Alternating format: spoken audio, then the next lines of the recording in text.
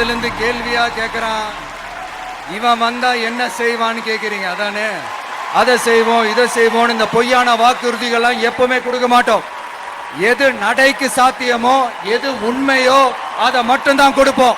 ஏழ்மை வறுமை இல்லாத தமிழகம், குடும்ப ஆதிக்கம் இல்லாத தமிழகம், ஊழல் இல்லாத தமிழகம், உண்மையான மக்களாட்சி, மனசாட்சி உள்ள மக்களாட்சி.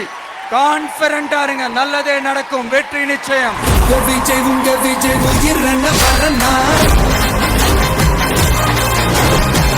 விஜய் உங்க விஜய் எளியவன் கொரோனா. உங்க விஜய் உயிரண்ண வரனா, உங்க விஜய் எளியவன் கொரோனா. உங்க விஜய் நான்